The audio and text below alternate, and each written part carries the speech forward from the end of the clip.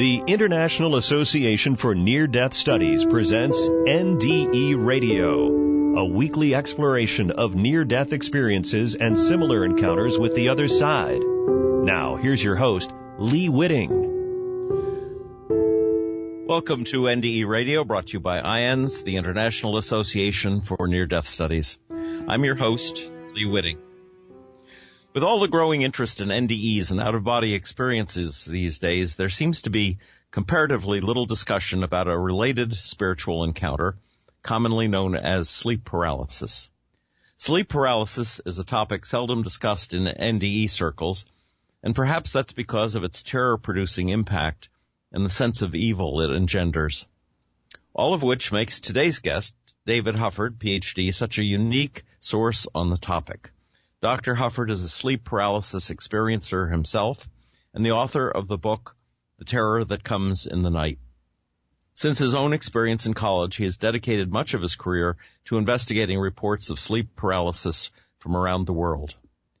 Dr. Hufford retired in 2007 from his position as university professor and chair of humanities and professor of neural and behavioral science and family and community medicine at Penn State College of Medicine. He's now University Professor Emeritus at Penn State, Senior Fellow in the Brain, Mind, and Healing Division of the Samuel Institute in Alexandria, Virginia, and Adjunct Professor of Religious Studies at the University of Pennsylvania.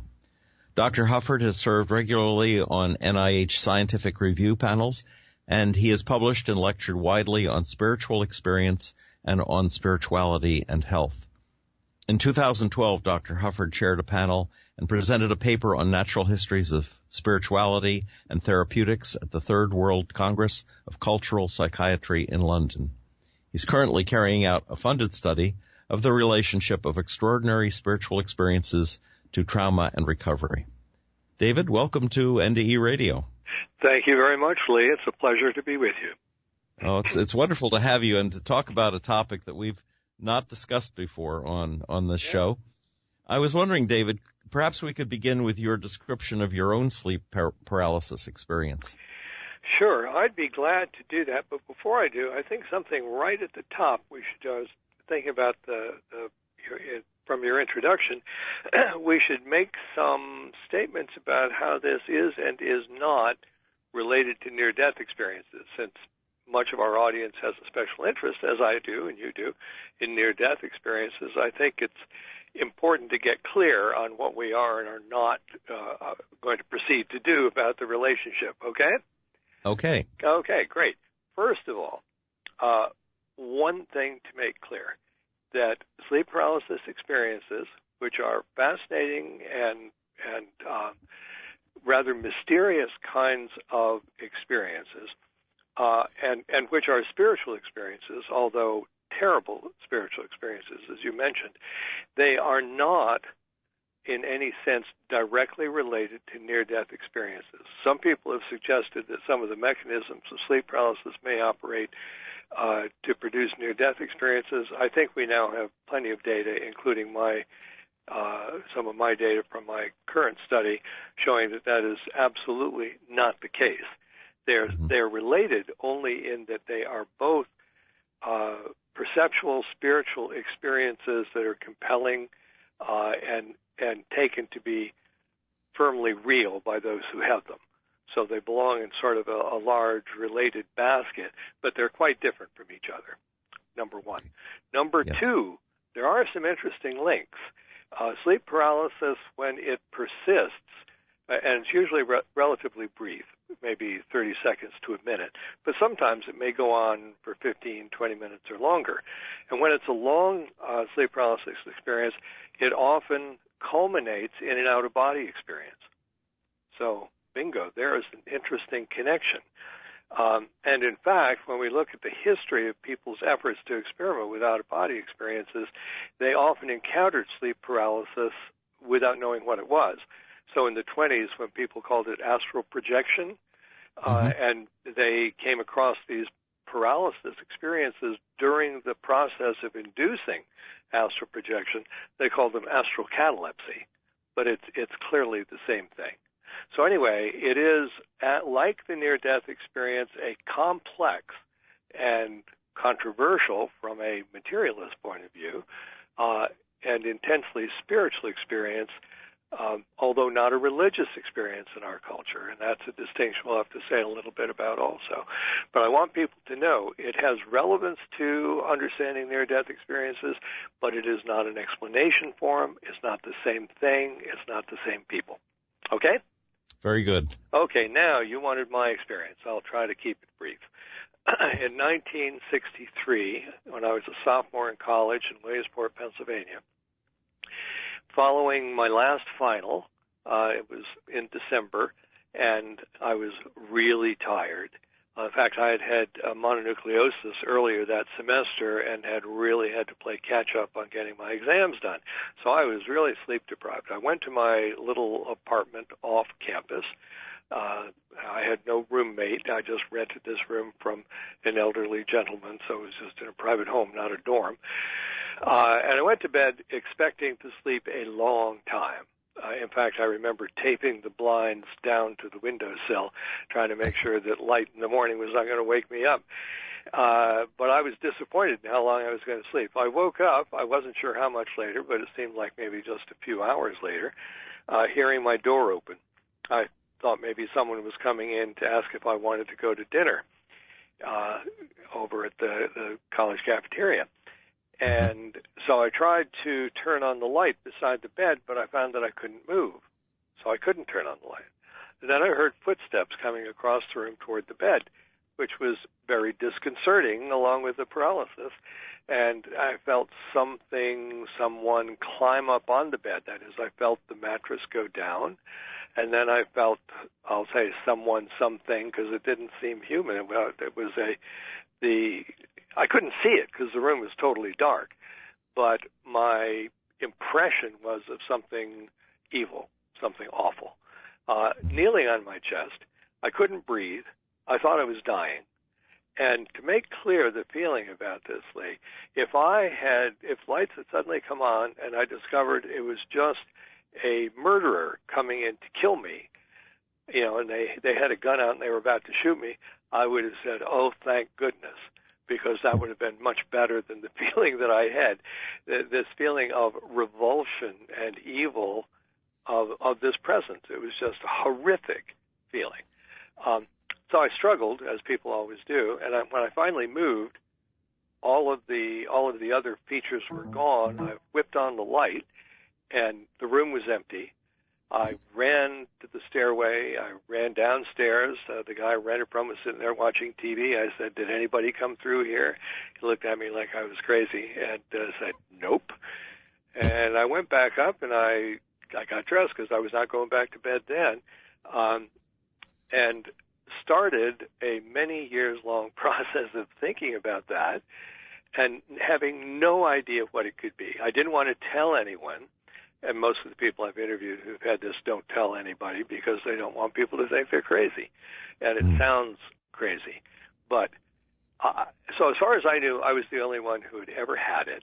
That's 1963. Fast forward to 1970, when I'm in Newfoundland, Canada, doing field work for my dissertation. And I was studying reports of supernatural experiences. I was studying belief systems, basically.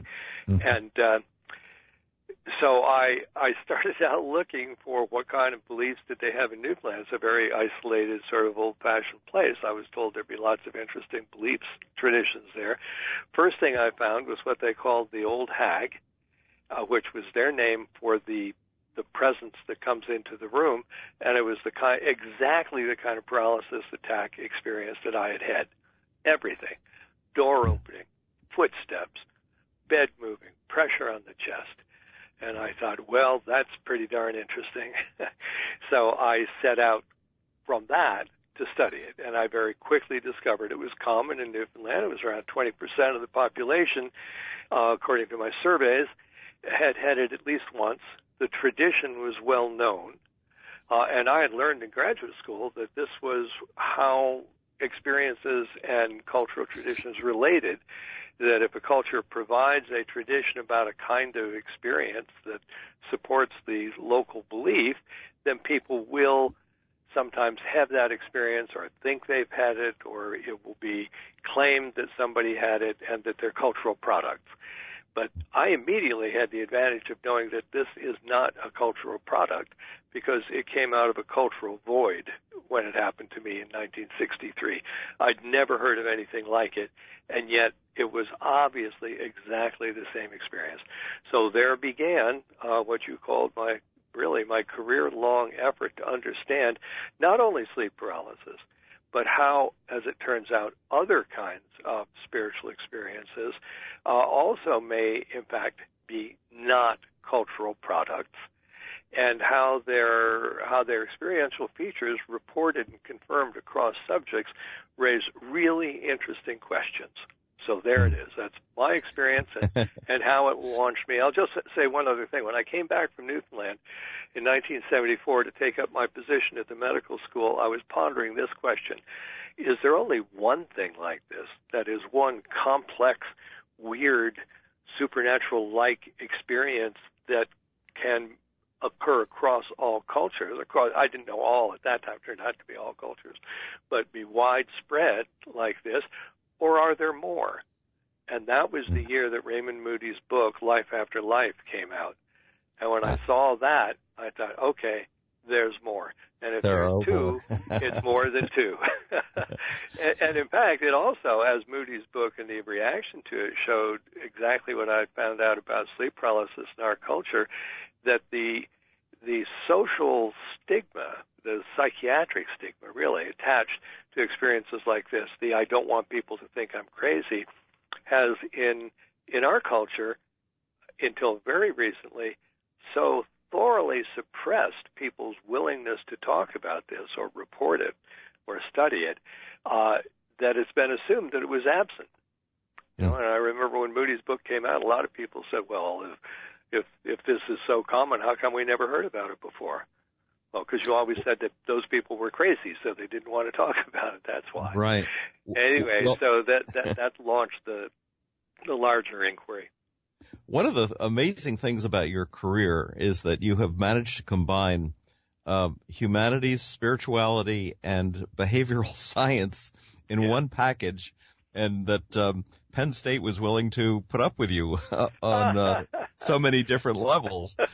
Well, you're right. Not only Penn State, but the National Institutes of Health and the Samueli Institute. I mean, I've been very fortunate. But I can also tell you that and I say this partly because if there are any other investigators out there, young faculty somewhere thinking, gee, I'd like to do that, but I know I'd get fired right away, there are important things about how to go about it. And one is, the question is not, are these real? For example, did a ghost or demon come into my room when I was in college and try to scare me to death? Or was it an imaginary product of something we don't know what? That's a dead-end question at the moment. What I undertook to try to figure out was, to what extent are the beliefs in these kinds of things rational and empirical? And it doesn't have to be true if it's rational and empirical, that is based in experience.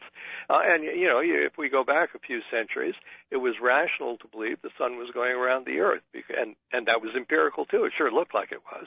It turned out to be a mistake, and it took a while to correct it. But rationality is not the same thing as what we might call philosophically an ontological claim about reality. But on the other hand, Lee, and I've always been very cautious until retirement, going down this part of the track, is that if a claim for something to be real is rational and empirical and has multiple independent witnesses, that's a pretty good start on saying you have evidence for the claim. It doesn't prove the claim to be true, but it very often does, and this is true of near-death experiences too, prove that many of the efforts to dismiss the claim are false. That is, they're not well based on evidence.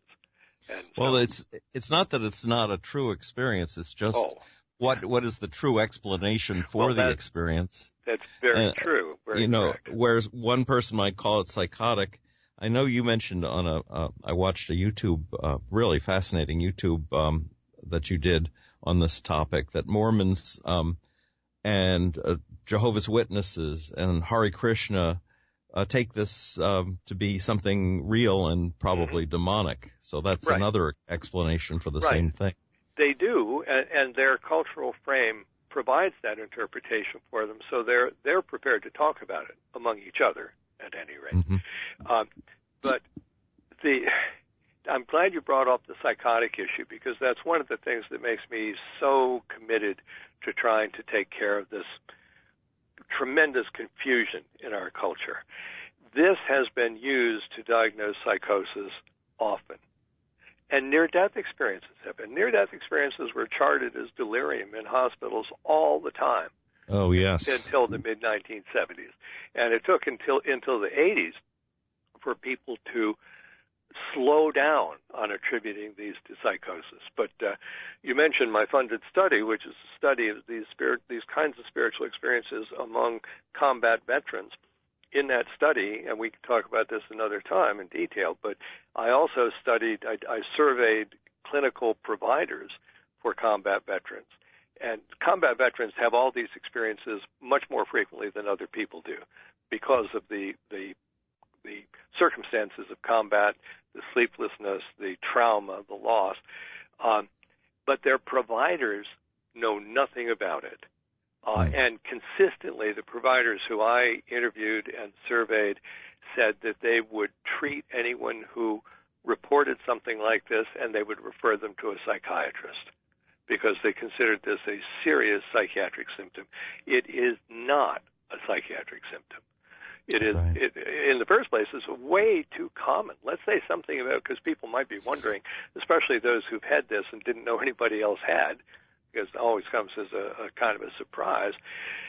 Roughly 20% of the American population has had this waking up paralyzed with a threatening presence in the room that they consider to be real. Almost 20%. And that's based on a very large sample, almost 6,000 randomly selected subjects across the United States, done by the Roper Polling Organization. So that, and all of the other statistics on this bear that up. Some populations, like combat veterans who lose a lot of sleep naturally, have a higher rate of prevalence. I found 40% in my combat veteran sample had at least one experience of the sleep paralysis visit.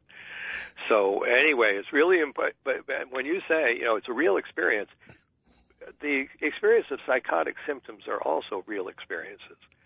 But the question of, is it rational to accept a psychotic experience as really reflecting the aspect of reality that it makes a claim on?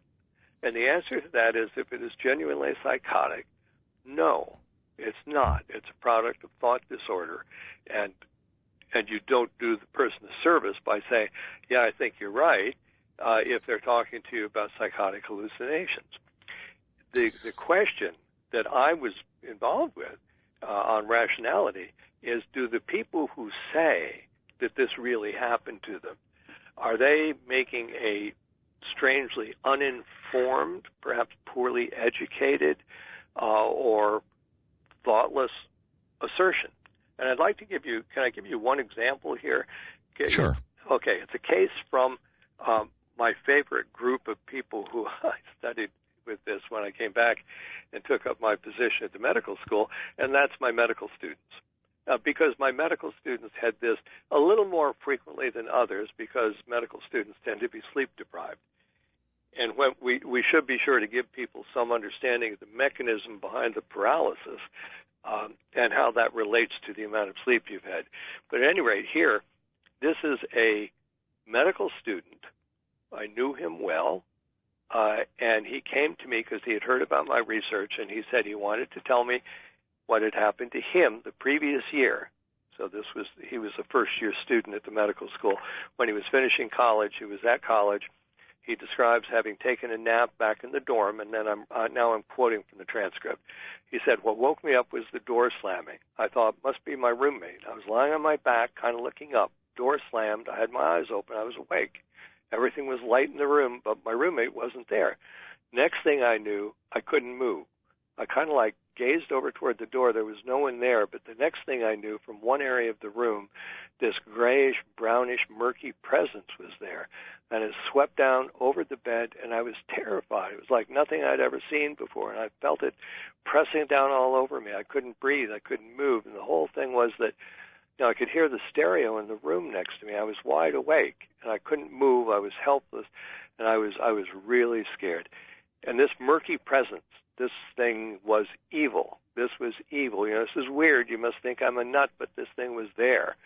I felt a pressure on me like it was enveloping me. It was very, very strange. I struggled to move, and eventually I moved my arm, and the whole thing just went away, the presence, everything. But everything else remained the same stuff going on. Now, that is a highly educated medical student who, you know, is not psychotic, but who not only had this experience, which he had never heard of, he had no tradition about it, but he was convinced as he talked to me that whatever the hell that was, it really happened to him, and it was something in the room.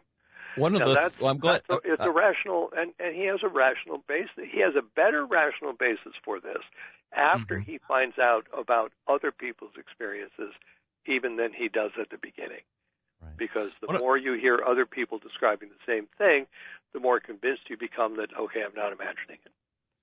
I'm glad you mentioned that example because one of the things that crossed my mind as I was watching your YouTube presentation was that there's a strong parallel to people who think they've had encounters with aliens, with grays. And this one in particular, that gray presence, sounds something like that. Have you run into that a lot?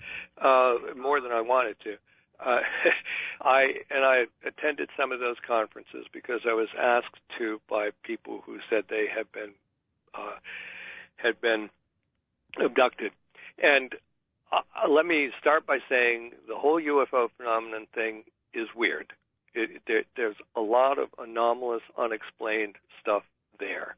I'm not an expert on it, and so I don't want to make any strong assertion about what's going on. However, I can tell you this, that really everyone I ever spoke to who had sleep paralysis that they thought was abduction remembered the abduction after being hypnotically regressed. The people who called me and wrote to me and said, please come to the conference, because they actually said, several of them said, the thing I saw on the cover of your book, that's what happened to me, and that was my only recollection before I was hypnotically regressed. I have no doubt that if a person who's had sleep paralysis is interviewed about whether that might have been an abduction by an enthusiastic investigator, they're going to get an abduction out of it. I don't think that means anything. I'm not saying there is or is not any such thing as abduction or anything like that, but this is a massive confusion between topics. And in fact, Dave Jacobs, who was one of the early abduction investigators, told me that based on his hypnotic regression interviews, everybody he ever met who had had sleep paralysis, a near-death experience, a visit from a deceased loved one, they had all been abducted. I don't believe it. No. Do you suppose that all sleep paralysis experiences have this evil connotation? Has there been such a thing as a good sleep paralysis experience? That's a complicated question. The sensation of evil is found all over the world.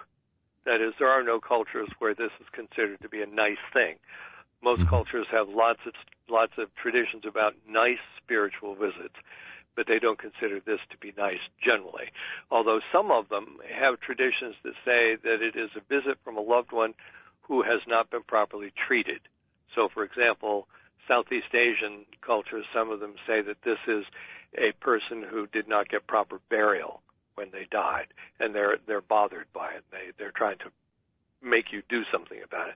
So there are a lot of different ways of looking at it, but it is very rare to get what anyone would call a positive experience out of this.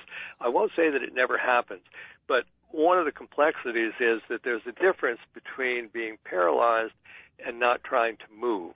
And in meditative experiences that become visionary, it's often the case that if people want the experience to continue, they have to not move. And many people have discovered this in the process of doing meditation. Then you and I are in a quandary because we can't tell whether they were paralyzed or not. But let's say a little more about the paralysis, because before we're finished, I want to make sure that people know a little bit about the neurophysiology of this. And it is that okay? We do this Sure. here? Yeah, okay. So the reason we call it sleep paralysis, during dreaming sleep, which most people might know as REM sleep, rapid eye movement sleep, is the stage of sleep when people have dreams. When you enter REM sleep, there's a brain mechanism that produces a loss of muscle tone.